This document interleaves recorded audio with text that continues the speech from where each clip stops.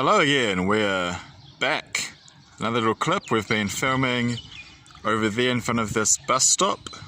Fun and noisy location, although thankfully no vehicles passing by right now.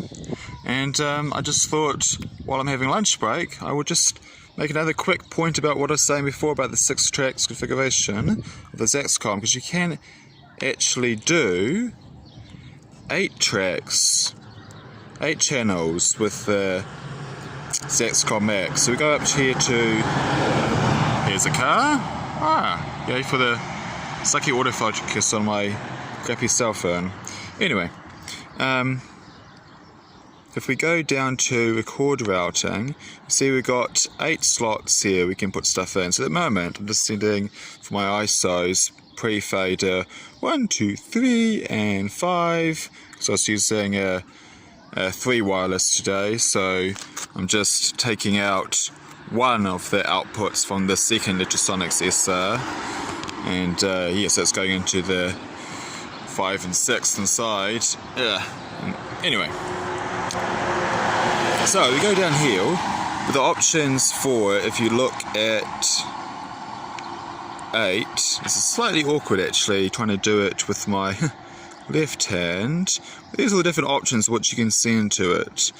So you've got AES, so you can do AES 1 or 2, pre-fade, or 3 or 4, and I think you got post-fade too. So you've got 4 AES. I kind of wish you could do 9 and 10, just because you've got these spare 3rd and 4th AES inputs, but I don't know, Zaxcom doesn't allow you to do that.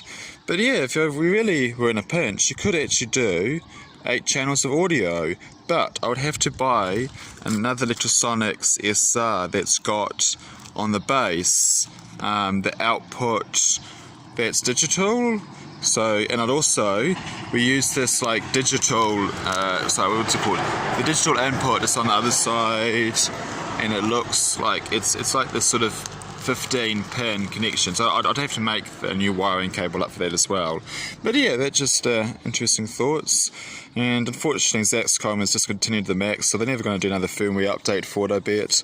But wouldn't it be so cool if they just allowed you to record AES 3 and 4 to, you know, card slot 9 and 10 for 10 tracks, 10 channel recording. Anyway, let's back out of here. What was I going to say? Oh, let's turn that off so I don't accidentally forget and go like, what on earth am I recording here? Now we can go out. Just hit the back button, back. And I was also going to say,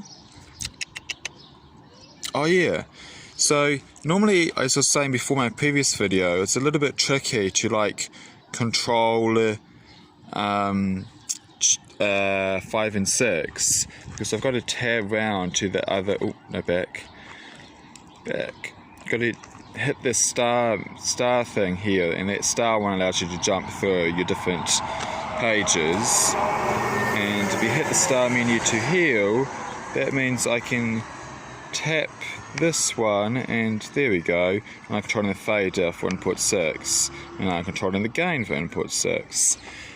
Not exactly so handy. Anyway, let's go back to my preferred page. But what you can do is, although down here I have got channel 5 from the recorder, I can actually use fader knob 4 to control it. So if we get the exposure right here, you can see, okay, you see which one is highlighted, the blue that jumps around depending upon which one has been touched most recently.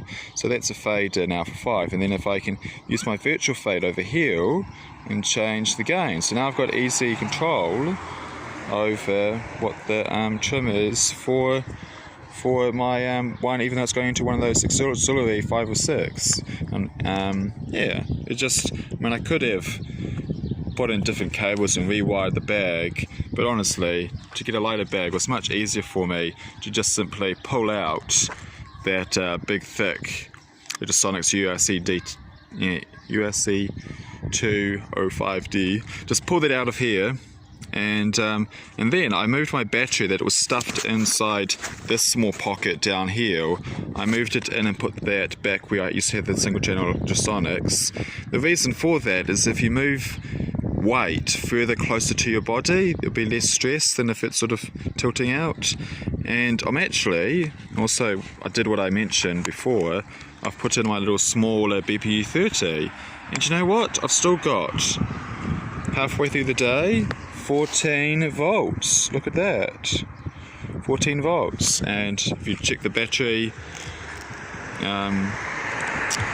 light on this, although it's a little bit too dim to see in the light here.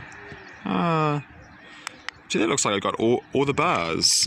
So yeah, I think that one BPU 30, the small size, might very well last me the whole day, which is kind of impressive when you think about it, considering I'm also powering 4 channels of wireless receivers. Another point I was going to make was it's always handy to have your rain cover close at hand, and so we did actually feel a couple of drops of rain, but nothing really. So, but mostly today it's been a super bright sunny day, which is actually kind of classic for Auckland weather. We can be super bright and sunny day, get sunburned, and we can also get rained upon at the same time. Anyway, normally, of course, I just have it like here, just velcro to the side, and then of course I'm wearing it up against me. But because it's so bright and sunny, I actually folded it in half, and I just stuck it down the middle here, and that kind of acted as a little like sun shield, and it really helped let me see the screen better. Anyway, last point, or maybe 2 more points. If I step back, you can see what I got here with my C stand. That sort of means if you're doing like very stationary shots or some wide shots, just any time I'm not needing to run around and wear the bag, even though I have got a pretty lightweight bag, might as well think for yourself in the future and help save your back and just let the C stand carry the weight. And now my final point I was going to say was one of the talent, he was wearing 2 white shirts on top of each other, so I could have put it, when you've got the lav cable that's black like this, if they've got a white shirt, particularly if it's not a very thick one, it was just moderate thickness, it could end up, you could see this black with the cable behind his shirt, which kind of just doesn't look very good on camera. So I could have buried it deeper under the bottom layer of his shirts, but I'd rather have the least amount of things between, you know, the mic and the voice I want to record.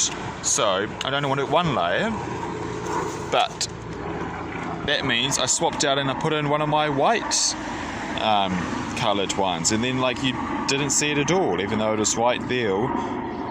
Yeah, so that's why it's handy to have different colours. I've also got like a skin coloured one in there as well. And yeah, this is a new layout I've just been using lately.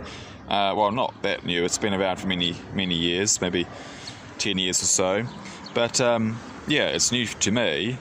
I haven't used it before. It's the Oscar SoundTech TL-40. So yeah, I think it's doing pretty good. It's a super tiny micro one, a bit like their Countryman, but at a more affordable price, like only $100 US. Anyway, yeah, let's wrap this up and go have lunch, lest I miss it. Bye bye.